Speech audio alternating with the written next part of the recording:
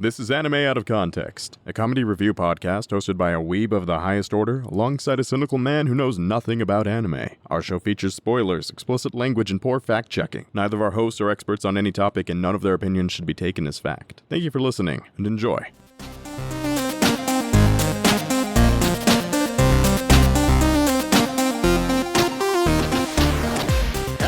Welcome to Anime Out of Context, the show where I attempt to explain the sometimes weird, sometimes wonderful, but always hilarious world of anime. And before ranking all Pokemon based on fuckability, I rank them on forgettability. I'm Shaun Rollins. I'm Remington Chase. Remington, my friend, I'm still alive.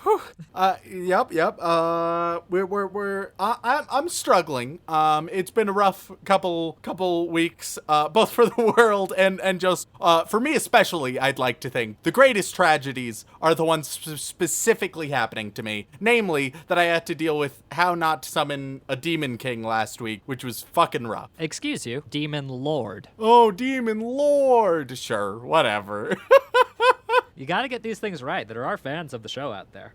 I don't understand them and they don't understand me, okay? I wouldn't expect them to, honestly. So I'm hoping that this week is maybe just a little bit easier than the past couple, and that hopefully I can get some rejuvenation, some life force back. Maybe I can crawl myself a little bit out of the abyss that I'm currently dwelling inside. I mean, maybe.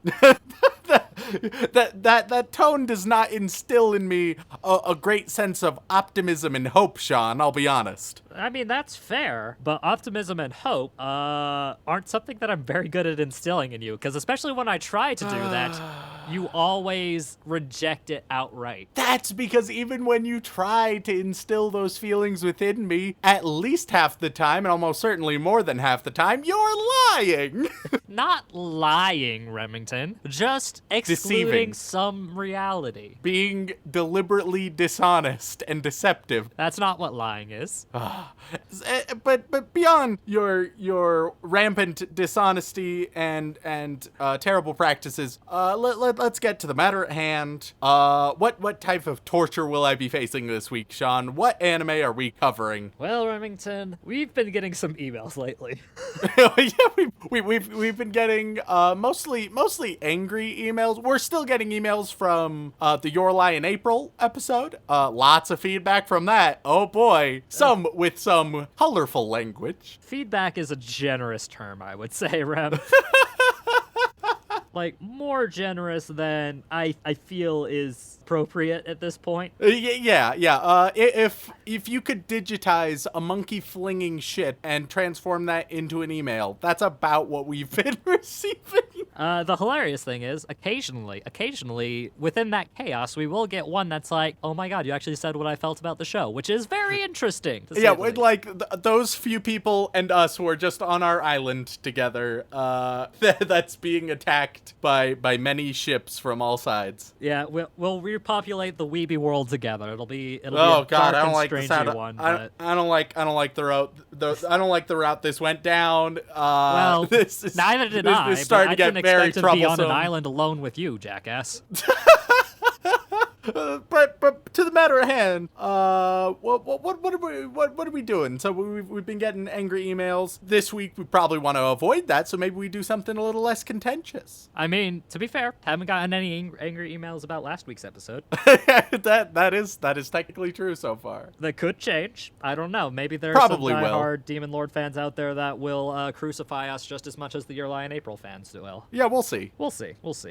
But no, Remington, this week I wanted to do something curious, I would call it. I appreciate your deliberate avoidance of the word interesting there. Yeah, because interesting doesn't seem the most apt word, I would say. All right, so what's so curious about what you have in store? It's curious, Rem, because I don't know where I stand on this show other than the fact that I'm fairly certain it's bad. Fuck. But at the same time, I was weirdly entranced. Oh, okay. Here's what that can mean. One, it's like The Room, right? It's so bad that it loops back to being great. It's just such a train wreck that it's really interesting. 2, it's bad, but it has like it does one or two things really differently or really well that you just don't see everywhere, and so those bits are intriguing. Or you know what? A third possibility is that it's got anime titties, and Shaun is a big fan of anime titties. So those are the 3 possibilities that I see. I will admit I have been drawn in by rather curious jiggle physics in the past.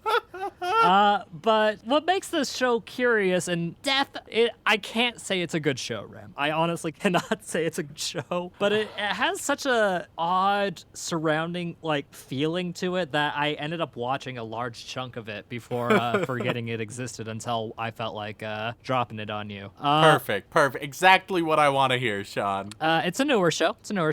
Came out this past winter season. Oh, okay, so quite new. Quite new.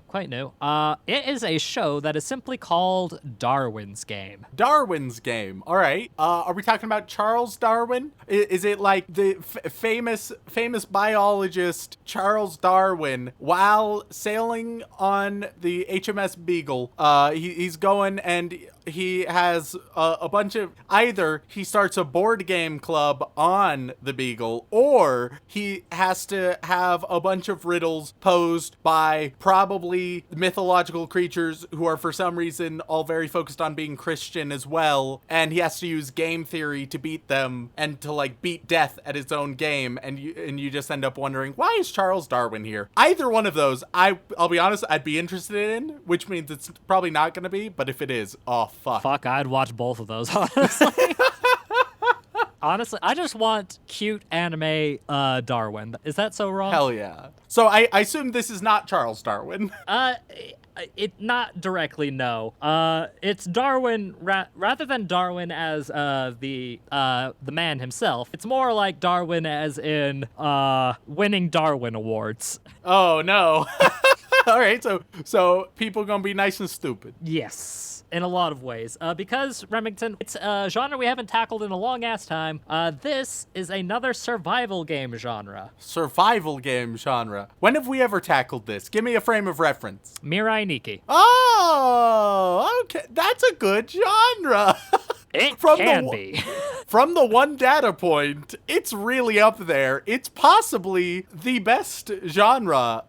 Granted, it has one data point for me so far, and that data point is quite high. So, I'm gonna guess that law of averages, it's gonna end up going down a bit this week. I mean, yeah, that being said. Because today, Remington, rather than a bunch of people fighting to become God, the stakes are a little bit lower, but a lot more fantastical. Okay. So let me just give you the brief synopsis here. So, high school student Kaname Sudo receives an invitation from a classmate to play Darwin's Game, a mobile game. Stay with me. That he's never heard of. As soon as he opens the application, a green snake suddenly pops out from his phone screen and bites him in the neck, leaving him unconscious. What the fuck? First of all, how did it reach his neck? How close is he holding his screen to his face? Oh no, this is like old school mid-2000s 3D type of thing. What the fuck? Yep. And he wakes up later in an infirmary without any signs of bite, and is just told to go home for the rest of the day because he apparently passed out.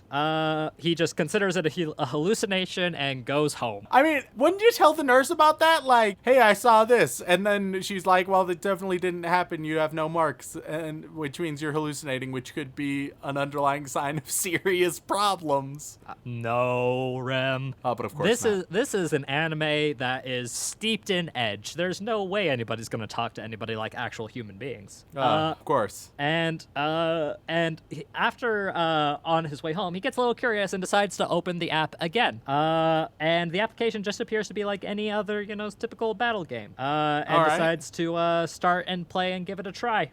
However, his in-game opponent unexpectedly appears right in front of him and attempts to hunt him down with a knife. This is like if you took Season 1 of Sword Art Online combined with Mirai Nikki. And steeped it with edge. Yes, I get it.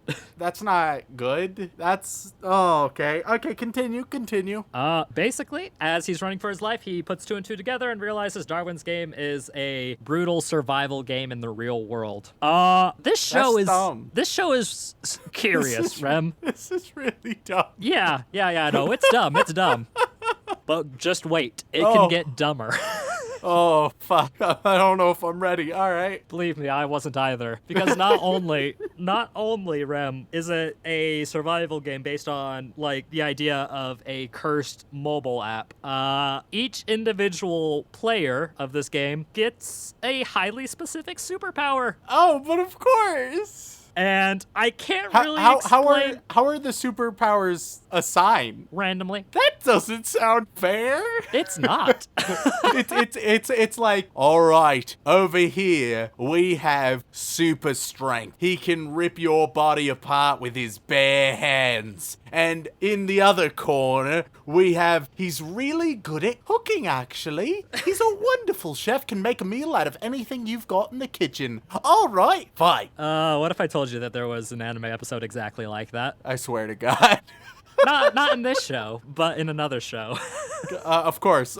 Why wouldn't there be? All right. So this game already makes no goddamn sense. Nope. It's a very strange and surreal romp, but not in a good way, I would say. I just found it strange and interesting, and a lot of people want us to cover it because a lot of people seem to really enjoy it. That being said, Rem, I can't wait to hear your thoughts on it because my thoughts on it are, man, this is a show. Boy, oh boy, that is something that I just watched. That had some variety of light that entered my retinas. Sure was.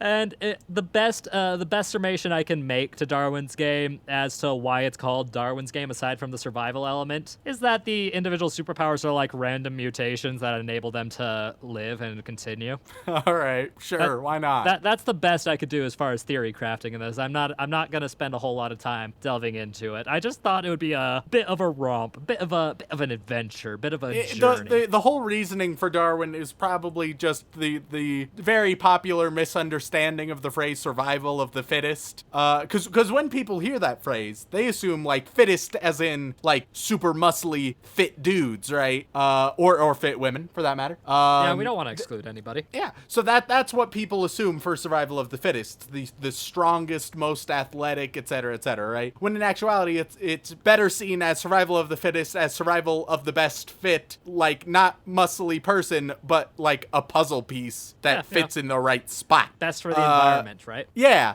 but people commonly misunderstand that, and I assume that the naming is entirely based off of that simple misunderstanding and nothing more. I will say, you'll probably like the design of the first bad guy. I'm very curious as to what that means, and I look forward to figuring out. So without further ado, Rem, let's jump into it. Let's go watch some Darwin's game.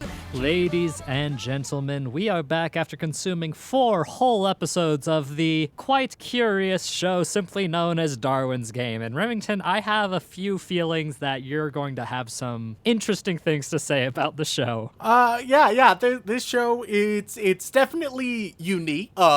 It's different for sure. It's not good though, is it? No, it's pretty bad. Here's the thing, Shaun. What this show wanted to be was like Sword Art Online meets Mirai Nikki, right? What this show is instead is like the most dramatic, silly parts of Death Note just shat out the first episode of Yu-Gi-Oh! Like, that's what this show ends up as. It's such a fever dream. This show. So the real question is, Rem, why did I watch the whole show with a smile on my face? You know what? That's a great question. I think by the end of this podcast, we will really hone in on the exact answer why. But let's jump in. Let's start discussing the show properly, Shaun. Okay, yeah, because this show starts out a bit interesting. It does something that not a lot of anime do, but it has been been popping up from time to time in recent years. The first episode is 40 minutes long. Yeah, which terrified the shit out of me because I assumed that every episode was going to be a nice 45 minutes and that was going to be much worse than I initially anticipated. But no, just the first one for some reason. Yeah, they had a lot to say and they wanted to get everything out in one big burst. You know, that big full episode drop so you can get as much information as possible and hopefully hook people in, which I gotta say, it kind of worked on me. But... Yeah, so the show opens up with a dramatic chase. You have someone is being pursued by a baseball panda. And... So they're Wait, Remington, is it a panda with a baseball bat, or is it like, well, be a bit more descriptive, please, because I don't think baseball panda is good enough. All right, it is a panda in a baseball uniform that can also go invisible, and it's chasing a pretty normal looking dude through the dark streets of Japan in the middle of the night. The man is clearly very frightened and worried. He ends up at a dead end, to which he then turns around and decides, all right, well, I guess now I have to kill Baseball Panda. So he tosses some knives at Baseball box cutter. Oh, okay, but sure. Pieces, that's right. Box cutters at Baseball Panda. It does not work out. He gets killed by Baseball Panda. With one of the biggest blood spurts we've seen in a long ass time. Yeah, no, like the blood spurts are comically ridiculous. Anime. This isn't even the most ridiculous one. And it's so weird because it's as if the blood was like pressurized. It was like unset jello. Like it does not work for what you'd imagine blood to be. It doesn't make much sense. But anime physics, they're weird sometimes. And basically everything within this show has the same intensity and feeling as the potato chip scene from Death Note, but like all the time. It's always such a good that feeling. It's like fucking crack cocaine of anime world. I love it so much. But here's the thing, like that scene in Death Note, the famous I'll take a potato chip and eat it, right? That one is self-aware, right? It's very deliberate. It knows how over the top it is. This show doesn't. It probably knows that it's elevated, but it has no self-awareness in any way at all. So after we get this nice scene, we cut to school, right? Where we get our bland bitch protagonist, who I literally do not know the name of. I cannot remember. It's Kaname. Kaname.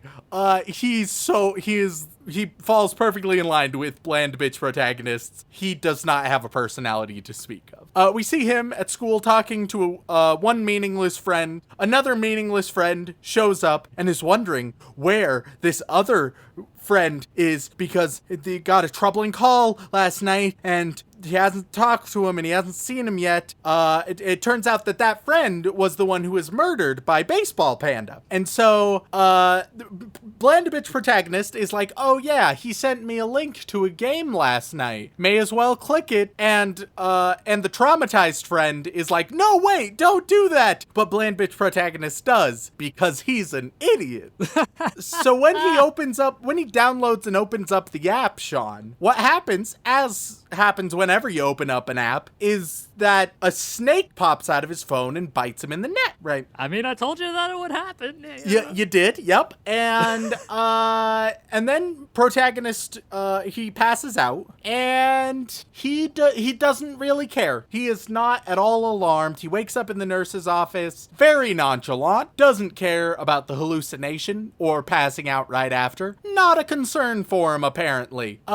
He talks to his two friends, one of which is in the know about things, and the one who actually knows what's going on is like, hey, I'll meet you later to explain everything. All right, just be careful out there. Right, cool, awesome. So on the walk home, because they just decide to ditch the rest of class, on the walk home, well, he opens up the app, and the app shows a sort of chibi version of him, right, as his avatar, and then it's versus a chibi version of Baseball Panda, and it's like, all right, versus, fight to the death, get ready, and Blind Bitch protagonist is like, what does that mean? At this point, he's on the train home, right? And he looks, and the only other person in the cabin with him is Baseball Panda. And he does not make the connection of like, wow, this must be the guy I'm facing, the very specific Baseball Panda. No, he has no fucking clue. Then Baseball Panda gets up, pulls out a machete. Okay, now it's not a machete, it's just a very big knife. We gotta be very specific on these things. A very, very large knife. Our bland bitch protagonist is just like, well, this is strange.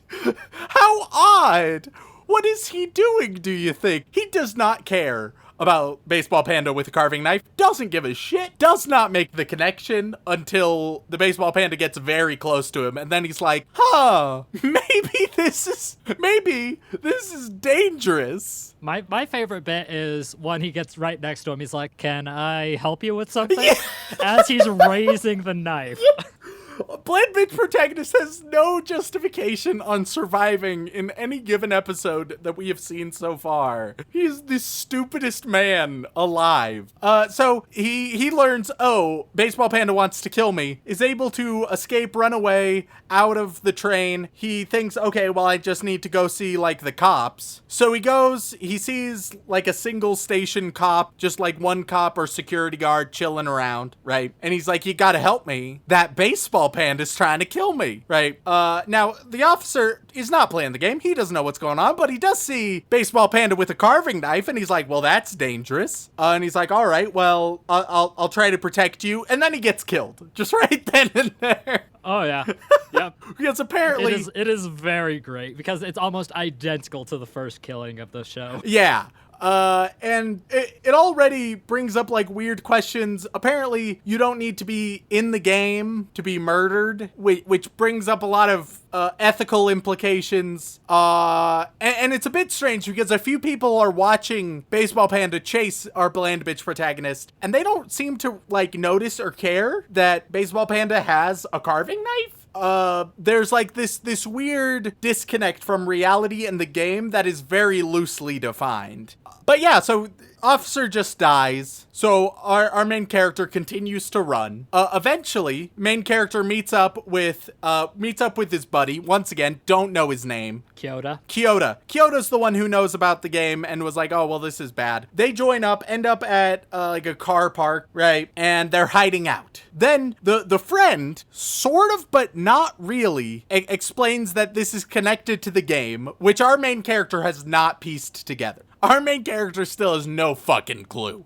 So the friend helps out there and mentions how everybody has a sigil. Everyone has a sigil, which is just, you get a superpower when you sign up for the game. That's how it works, right? Yep, it's a hyper-specific superpower, too. Yes. Now, his friend here apparently knows what protagonist's sigil is. He implies heavily he knows what it is. Somehow. Oh, he doesn't. But he openly says it, that he knows what it is. He doesn't say what it is, mind you. Nor does he try and help his friend to tell him what it is, or even really what they are. He's horribly unhelpful, his friend, as they're being chased down by Baseball Panda. It's very strange. Anyway, Baseball Panda finds them in the car park, starts chasing them down, stabs friend, but friend just sort of goes off in the corner. Protagonist runs. It's a sort of game of cat and mouse. It's not good. At this point, I'm wondering why they don't go to like a hospital or something or anywhere else, because they say that you can't like call anybody. You can't use your phone other than for the game when the game is going on. But clearly people can still have an impact. So why not go as public as possible? I don't get it. What the fuck? It quote unquote gets explained later on that after a while, people start wandering away from locations where the game is being played. Yeah, which also makes no goddamn sense. Because later on, we'll get to that whole thing. Oh god, the game makes no fucking sense. Anyway, so Baseball Panda's chasing him, and eventually he has Protagonist cornered. Protagonist realizes his friend has died, and whenever a character dies, there's actually like a neat, I don't know how to describe it, like pixelated imprint of their body wherever they died. It's sort of cool. I like it. But he notices his friend is dead. He's about about to get stabbed by Baseball Panda. But then we have Deus Ex Sedan. Like, this family just is driving in the car park and just rams into Baseball Panda accidentally because he's invisible at the moment. And they defeat Baseball Panda. And that's how the fight ends. Yep.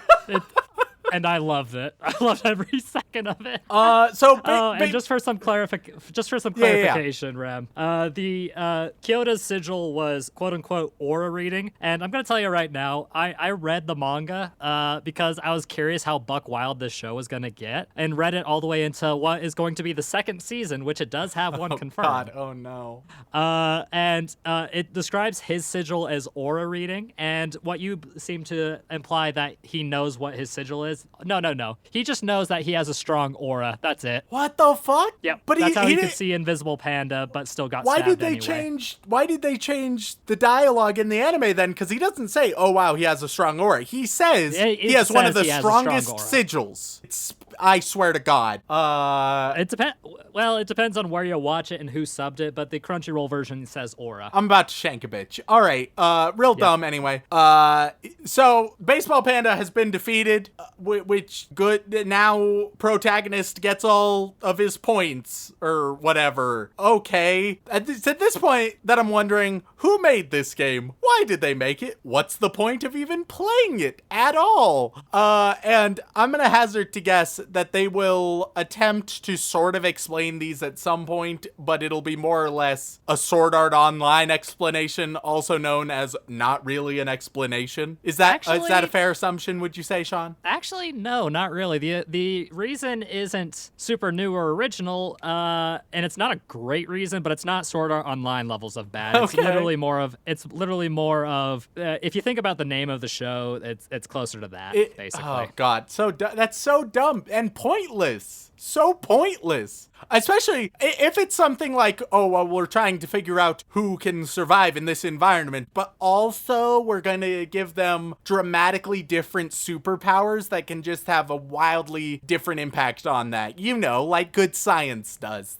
It's so dumb. It's so dumb. Anyway, so as he continues on, he ends up being contacted somehow by this girl, right? By this blonde girl in a red dress. I don't know. It doesn't really explain how she can contact him. Don't worry about it. The game has an in-game chat function. Yeah, well, yeah, it has an in-game chat function, but how can you can chat with them? How can you specifically, like, it's very, very vague about the information you can glean from the game. Basically, everybody has a list of players that they can access, essentially, and new players will show up on a list that you can just challenge them to random battles, blah, blah, blah, blah, blah. Like, it's not very well explained in the anime. No, it's like, here's a vague notion, and don't think about it too much. So, he meets up with her. At this point, also, he's gotten a gun.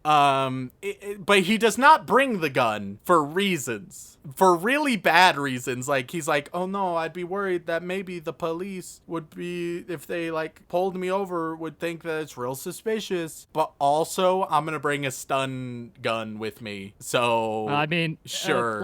Holding a 17-year-old holding a gun in Japan is a lot more serious than in America, my dude. Well, I realize that, but if you bought it doesn't make it a good reason. No, that's what I'm trying to say. And if you're going into life or death, like, homie, come the fuck on. It's dumb. Especially, like, it's pointless still, but it's just dumb. So he meets her, right? The game quickly goes from, he goes from frightened to horny immediately. Like, he's like, oh no, I might be in danger, but she is as cute as her avatar. Oh God, real dumb. Then in her first introduction, this girl, once again, who knows what her name is? Shaun, you want to tell the fans? Shuka, she meows often. Very often.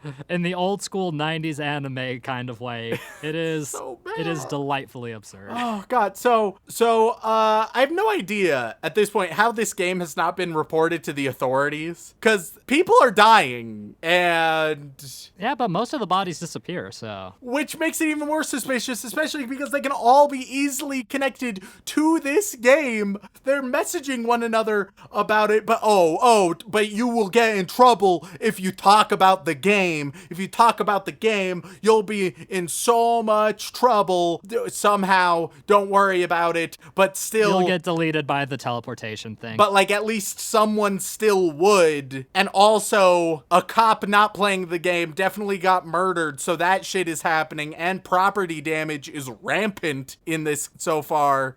Don't worry, don't think about it. If you think, you're dead.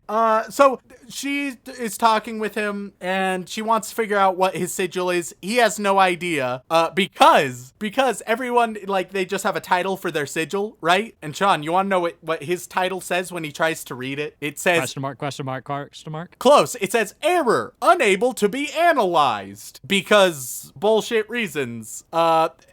There's hardly any good reasons for literally anything in this show. So she's like, well, I can't trust you since you won't tell me. Let's fight. And he's like, oh no. And so she locks down the like factory or warehouse that they're in, which she can do. And then they fight. Now her ability is that she can control chains with like spiky bullshit attached to the ends of them, which sure, neat. I think it's a fun power. I mean, it's fun. It's mildly interesting. Now as she is chasing him and he's like, oh god, I'm gonna die, we go to like a 3-minute monologue on his behalf where he's like, oh god, I'm about to be caught. Whatever can I do? Oh man, I don't want to die. At one point he's like, oh, killing a girl would be impossible for me, which is just one of the bullshit moments where it's like, shut the fuck up, dude. Oh my god. Oh, you're so chivalrous. Also, like, it was at this point I realized there's no chance she's dying. There was gonna be some bullshit. Even though it's technically a fight to the death, no chance she's dying. They care about her too much. They're too horny for her.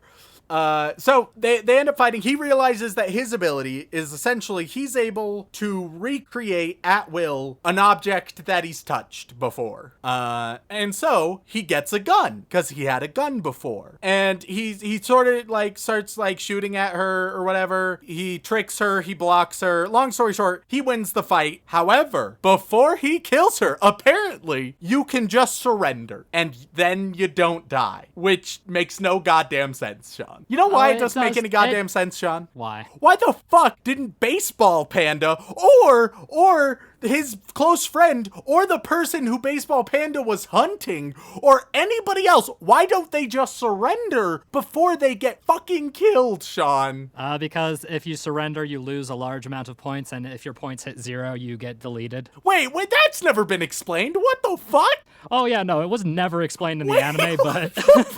No, the implication I got was that you lose that's... all of your points anyway when you surrender, but you get to live. That's how it seemed to be explained. What? Nope. When you, you surrender, What? you lose a certain amount of points, almost equivalent to if you had, like more than you would have, in other situations. I forget the exact numbers. All right, sure. Wait, whatever. Nonetheless, why wouldn't you still just surrender every time? Well, if you're a low-tier player like those guys were, then you would probably have run out of points if you surrendered and died anyway. What the fuck? All right, so everything's dumb and it hurts me on the inside. Like, the reason they could surrender was due to the fact that they had a large amount of points. But they, from like, all the people they killed. They blatantly explained that, like, you just need to, like, swear your allegiance to the other person and you can surrender.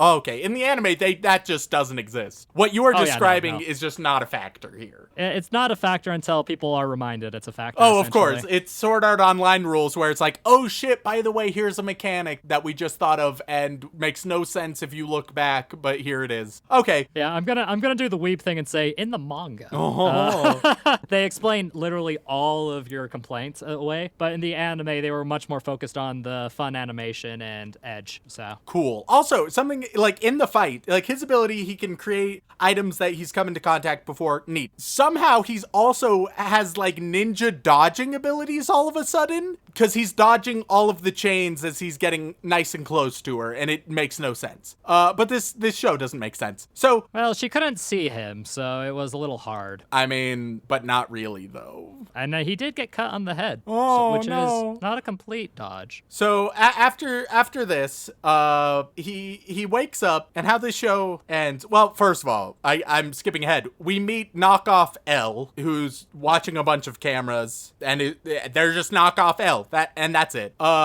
Then we cut to to protagonist. He's waking up in bed.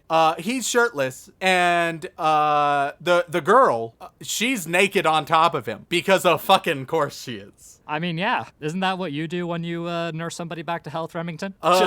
You would know better than anybody, Shaun. And the episode ends with her looking him in the eyes and saying, "Make a family with me." And that's episode 1. And needless to say, I was like, this is awful, but I'm going to watch some more. Yeah, so episode 2, it cuts back, and so she explains, she's all nice and naked, she explains, obviously what I meant was to start a clan, which I called a family, not just so that I could give horny weebs what they want, but rather that's just the way I'm talking for some reason. Also, so protagonist obviously has no idea what to do about a naked woman, right?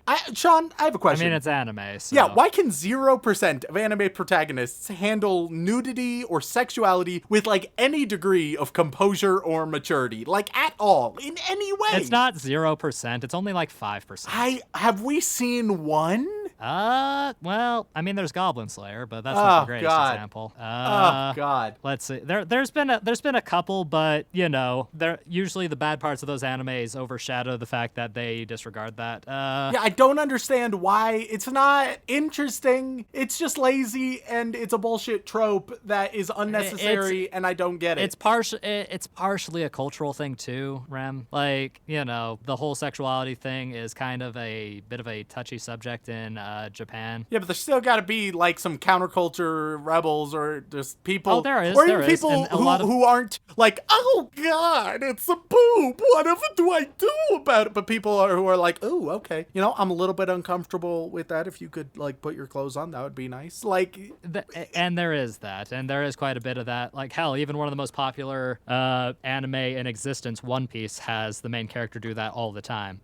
Partially due to the fact that he is confirmed asexual, which is very interesting. Oh. Yeah. Like, don't know how long that'll last, but yeah. And Goku from Dragon Ball Z is also not one to react in such a fashion, but he's also dumb as a sack of bricks. Yeah. So that's also something to be considered. So back to the masterpiece that is Darwin's game. She says we should start a clan together, but you need to be a certain rank to start a clan. And he's like, well, aren't you that certain rank? And she's like, yeah, but don't you know the boy should lead on these types of things, which is just another stupid obstacle with no reason behind it. Another thing, so whenever you order something, it gets like instantly delivered. Also, you can get like these really nice apartments at any time with using your points, and also absurd amounts of money. Who has these resources, and why is this the way they decided to spend it? Like, that's part of the mystery. No, Remington. it's just dumb. It's not a mystery to be like, who's this dumb and nonsensical? That's not a mystery. Yeah, but now you know why people play the game, because you can get stonk-ass rich on it. Yeah, but you'll inevitably die. Like, what's the end game here? What's the point? Hey, not if you kill everybody who tries to kill you. Yeah, there you go. If you just genocide everyone, then you get a lot of money in an empty society. Cool. Not everyone, Rem. Just the people who are playing the game trying to kill you. It's not that hard. There's an asterisk on that. So what happens is that, first of all, we're introduced to just how quirky our yandere waifu is. She's just so gosh darn quirky and eccentric in all of the things she does. They go out shopping in a meaningless scene. Then we see a scene of the L knockoff, who's called the Analyst, apparently. Yeah, her name is Rain, but yeah. Cool. She only speaks in probabilities and percentages. She's a humanoid robot type person. Get it? Oh man. So then, as they're going out and about, as protagonist is waiting for the girl to put on clothes or whatever, I'm gonna describe it as like an evil, cool version of Shaun shows up. Hey now. This ginger fuck shows up an evil cool Shaun, he just yoinks protagonist's phone out of his hand and is like, come get it. And so he follows this stranger into an alleyway where the stranger explains like, oh man, you'd be in trouble if you couldn't get your phone back because you cannot play Darwin's game on other people's phone. I mean, technically you can play it on other, you could like get a new phone or something, but like, oh man, who knows how long that could take. It's weird, more arbitrary restrictions and poorly explained nonsense. It's so dumb. So instead of using the element of surprise and killing our protagonist, evil cool Shaun gives a nice little monologue before starting the game, and oh, please tell me you're not calling him evil cool Shaun because his name could be loosely translated to dog. Oh hell, I didn't even know that, but it makes sense because as we all know, Shaun is a dog Inukai. man. God damn you. Yeah, his name is Inukai, and Shuka actually straight up calls him just dog. Oh because, god, I'm so good. That's, So obviously protagonist wins handily, easily.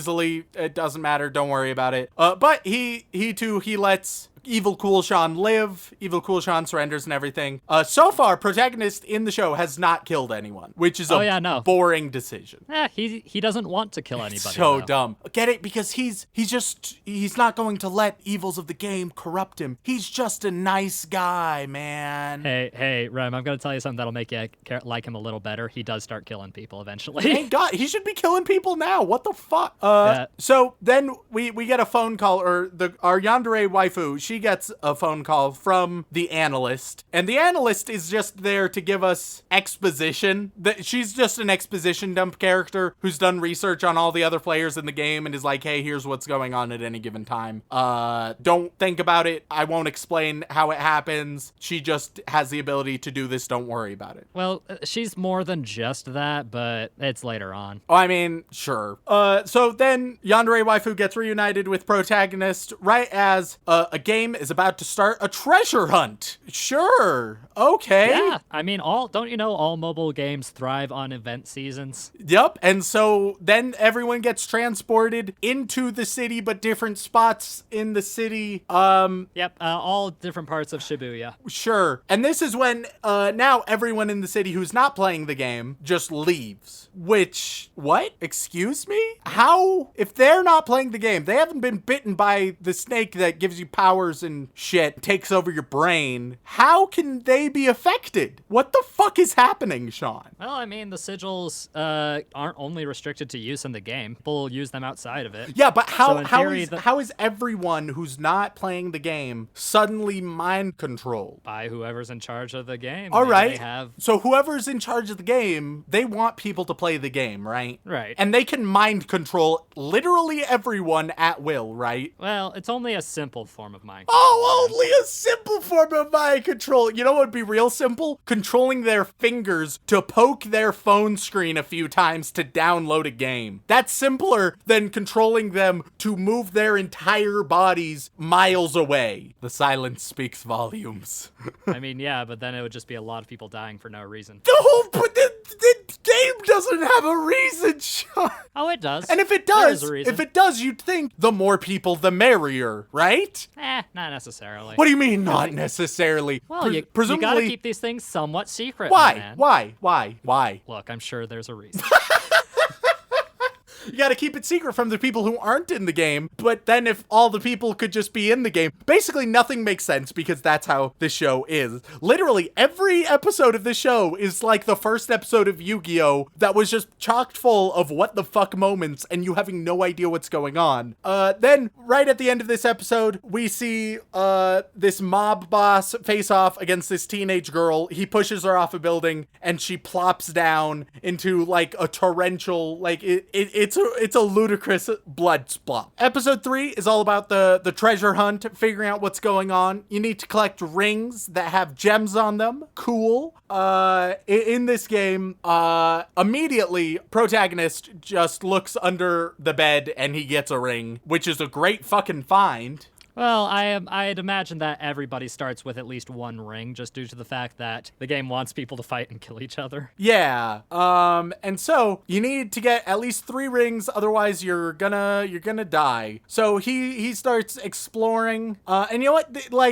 This show has some of the coolest ideas when it comes to gamified bullshit that we've seen on the podcast, Shaun. But it definitely falls right in line with the long history of, wow, that's a really cool idea done in the absolute worst piss poor manner imaginable, because good God. I mean, you're not wrong. So he ends up meeting up with like this super SWAT dude with body armor and a big old gun at the ready, and he's running away and he's terrified about it. I mean, wouldn't you be if you came across a dude with a big fucking LMG? I mean, 100%. In full armor with a skull mask? Yeah, so SWAT boy chases our protagonist, firing rounds at him. Eventually he has him cornered, right? But all of a sudden, right when he should kill the protagonist, his gun jams. And then he fixes it. But then the protagonist is not worth the bullets, apparently, which doesn't make any sense. It's a shame there's like no stakes in this show when I know that like no characters that are in the intro are in danger. Like there's so much plot armor in this show and it doesn't pretend otherwise. So then SWAT boy, he goes into the elevator, but oh, joke's on him. He got planted because there was a bunch of plants and the plants killed him, apparently. Apparently, even further, the florist, as he is deemed, has killed 22 people in like 5 minutes. What the fuck? He's killed. They weren't all killed by the florist. It implies that just about all of them were killed by the florist. And if you have that kind of power, surely you will not have a problem dealing with a couple more. Analyst shows up. She shows up and she meets up with protagonist, which is like, sure, I guess so. And they sort of talk it over and they're like, yeah, let's join together. We'll be a team. Yeah. At this point, we get a brief scene from outside of the game where like it's this public event where a bunch of people are watching the treasure hunt, right? It's like a bunch of rich fucks who are just interested in seeing how the game goes. And it's at this point, Shaun, I think I get it. I think I understand this show now, Shaun. Do you? Shaun, Darwin's Game is just a weebified version of the classic 2001 film Rat Race.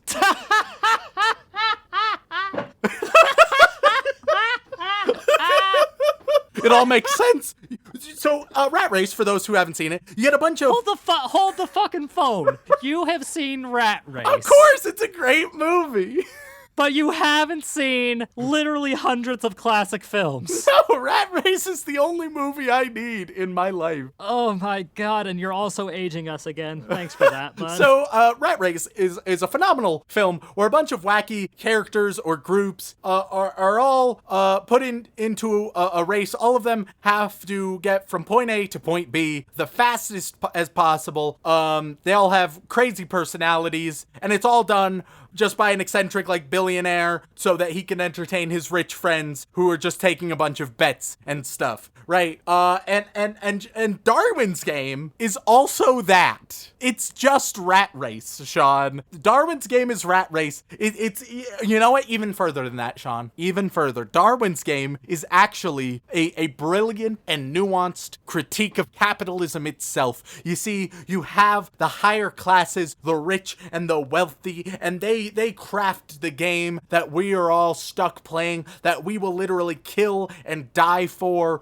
Once we start in the game, it's difficult, if not impossible, to leave this game of capitalism. And some of us will succeed and things will go great. Other ones of us will just live in stress and worry and effort until we inevitably die by the very same system which provides us these supposed opportunities. Long story short, Darwin's Game is brilliant. Yeah? We have not seen such a great capitalist critique since Ascendance of a Bookworm.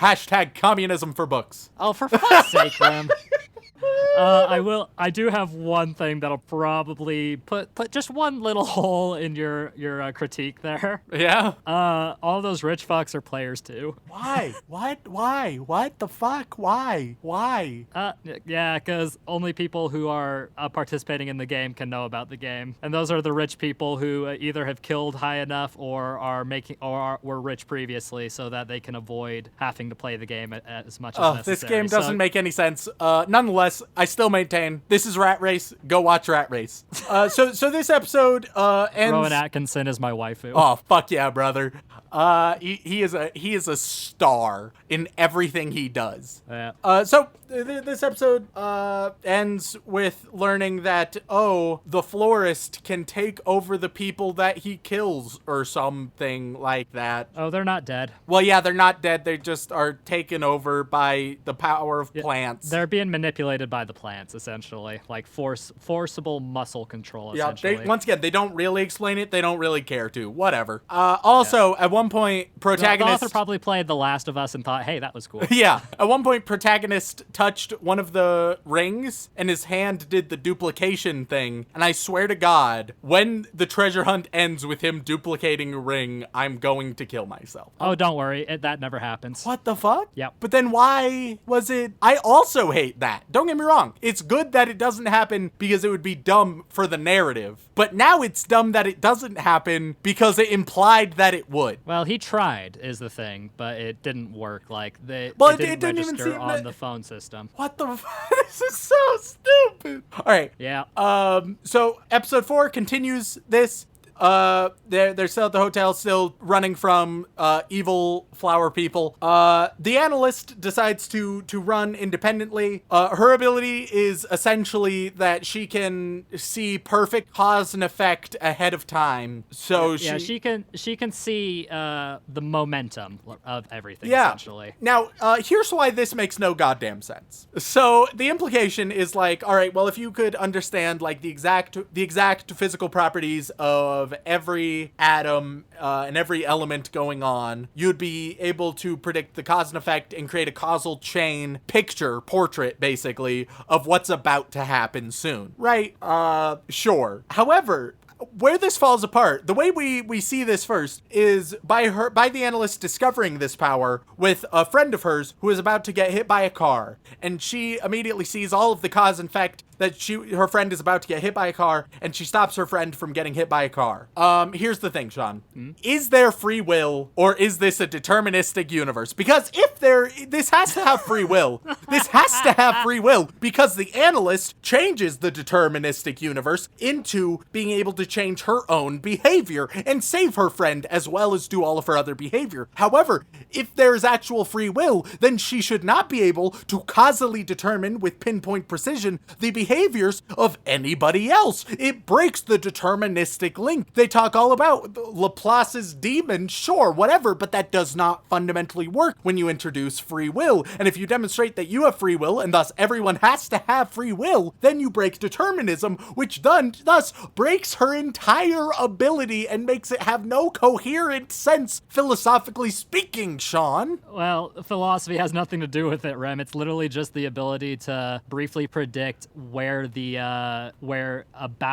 things are gonna fly. No, but the ability doesn't make any goddamn sense. It's contradictory in of itself. Oh, goodness. Okay. Yeah, it is basically linked only to what she can see in the world around her herself. Yes, she can look but that is not the issue. The issue is free will, Shaun. An issue as old as time. And if this wants to make a great critique about capitalism, it's done a poor critique on the free will versus determinism argument, where it is just it's a bullshit form of compatibilism that doesn't even make sense. Oh God, Rem, I feel like your tinfoil hat is getting a little too tight for your head. It is cutting off blood flow. This show is only fun when you either don't think about it or when you think far too much about it. Okay, you figured it out. That's probably why I like this show, now that I think about it.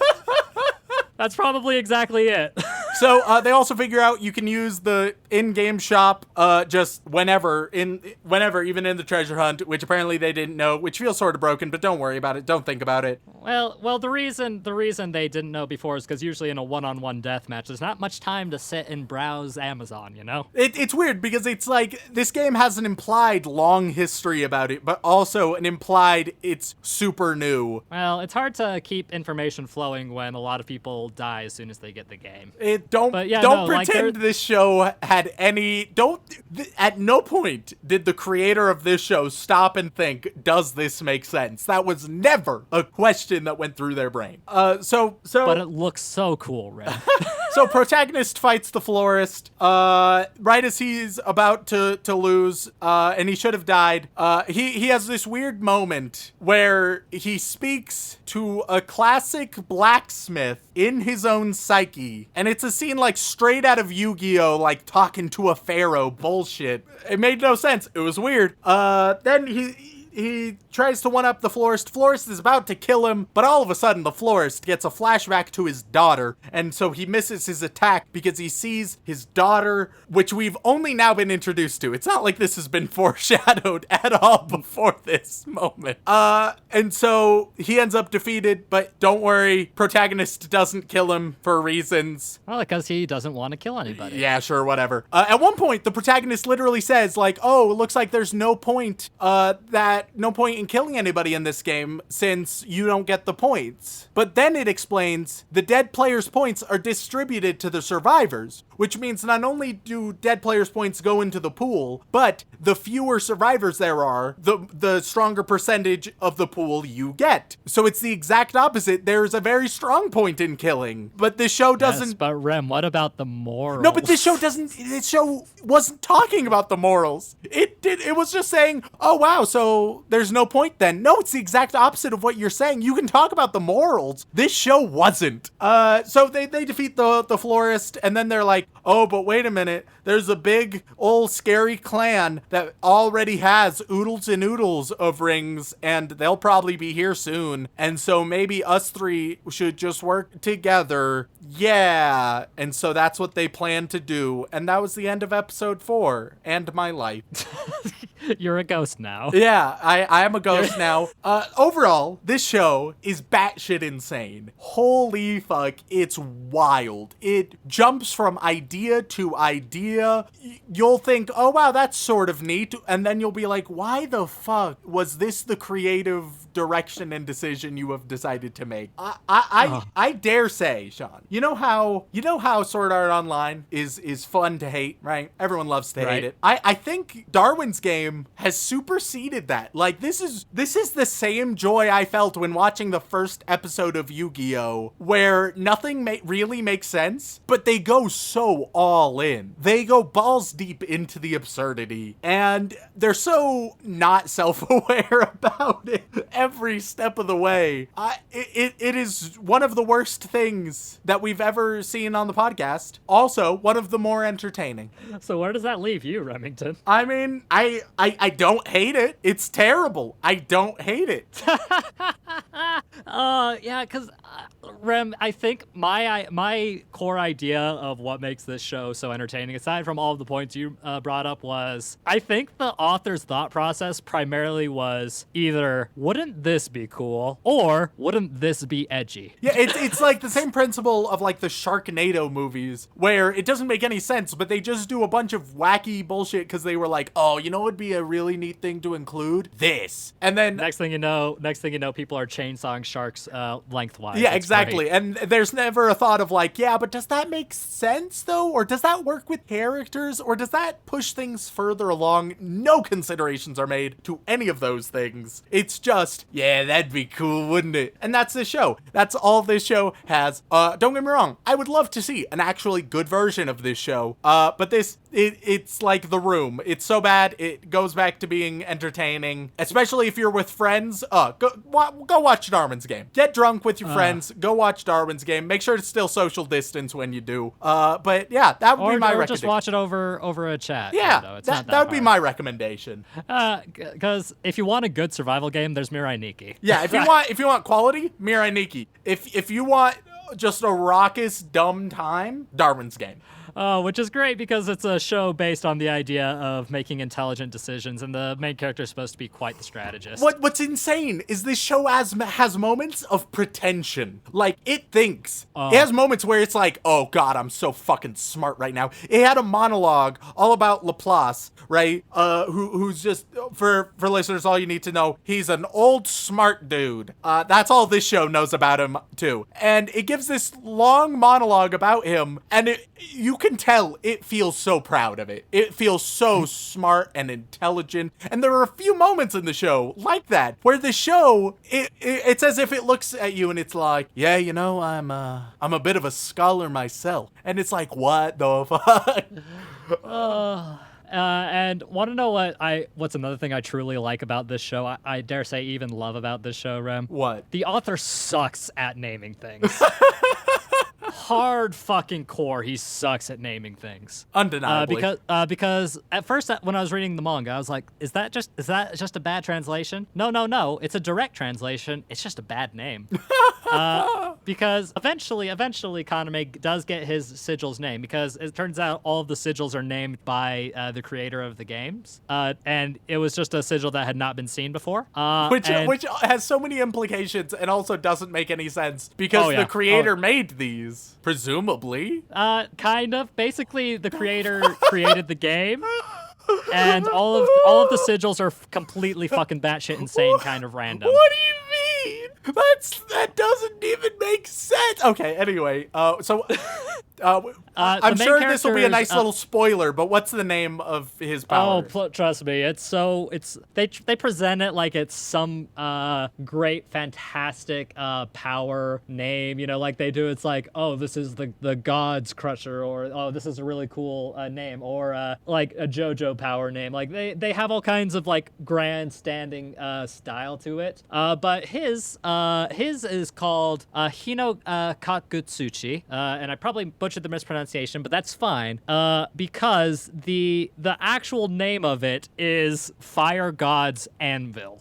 Jesus Christ. Or Anvil of the Fire God.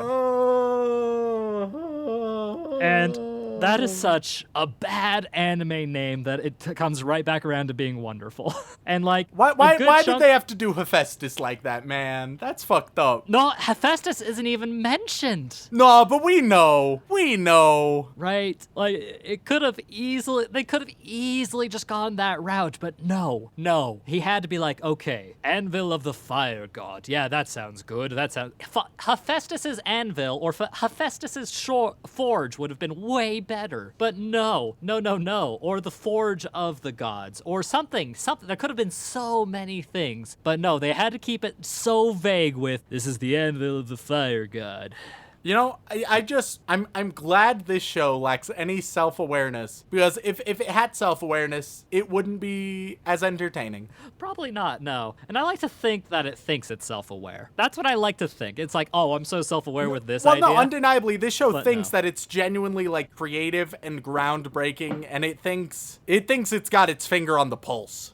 But the pulse it has is pixelated and an indent in concrete. Yeah, exactly. Which, although everything ridiculous about this game, I do like that mechanic to dealing with the bodies. No, there's a lot of neat ideas with it. It's just that they're so mishandled in every single way. Oh my god! And this is honestly, I've mentioned this before. I can't remember what I compared it to, but Darwin's Game is just another example of a David Cage anime. And if you don't know who David Cage is, go play one of his games. It'll be a good time. If you like Darwin's Game, liked Darwin's Game, you will enjoy playing David Cage games. Until you don't, which is usually around like the halfway mark.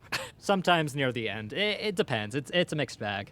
Yeah. And by mixed bag, I mean it's generally pretty fucking awful. Well, is there anything else we need to cover about Darwin's Game, Shaun? No, Rem. I'm just glad that you're not abusing me for enjoying this show, because honestly, the whole time I'm watching it, I'm just like, man, this is so bad. But I'm gonna watch another episode.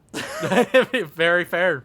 So I suppose the final thing to ask, Rem, is any chance you'd want to watch some more Darwin's Game with me? I don't know how much I can take in individual doses, but broadly speaking, I would like to see a bit more. And then maybe we will in the future. After all, it's getting a second season, and the first season is only 11 episodes long, so it's not that beefy. And then without further ado, thank you all so much for tuning in. Before we get out of here, though, we do have just a little bit of house cleaning that we need to do.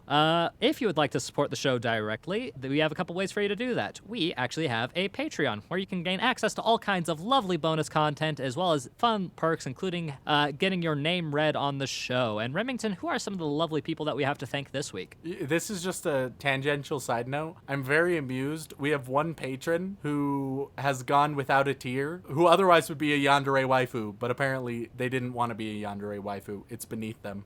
That's funny as fuck. Anyway, so of course we would like to thank all of our bland bitch protagonists as well as our magical girls, but above that, we reach the level of our yandere waifus who have a knife to our throats, who are controlling chains all around us, and are sure to be by our side in Darwin's game. We have Nixu, Sage Schiffner, Juliana, Chris Salas, Grant Firetype, Devin McCutcheon, Matthew B. Still upset about episode 105. Many people are. Ross Palmer, Yep.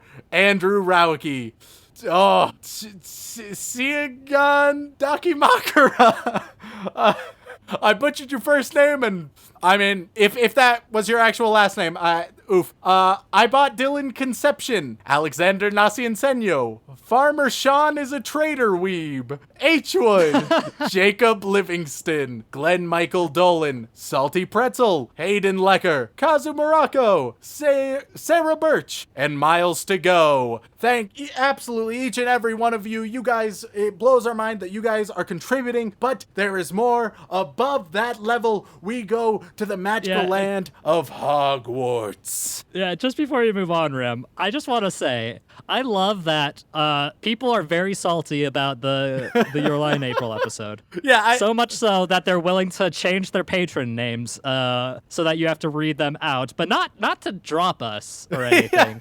just to add a little bit punish of us revenge. in the subtle ways. Yeah. So we get to Hogwarts, back to the boy wizard tier. We are taking the express, and from the trolley witch. Adam Kraft is obviously going to get some Bernie Bott's every flavored beans. He's an adventurous one. Delina Perez is getting a chocolate frog. Can't have it any other way. And Chase Fredette, you know what, Chase? You are gonna get some delightful jelly slugs is what you're getting. Do you just have a list of the various Harry Potter treats? Yeah, I just happen to have an encyclopedic knowledge that sometimes displays itself on my computer screen when I need it available. And while you're at it, how do you feel about non-binary folks? They are also fantastic. Okay, just gotta stay on the right page. So to all of our boy wizards, you are all fantastic. We appreciate you. Enjoy your magical sweets. But there is a tier past Hogwarts, a place even more mysterious and bewildering. That place is the White House when we get to the Chefanomusco tier representing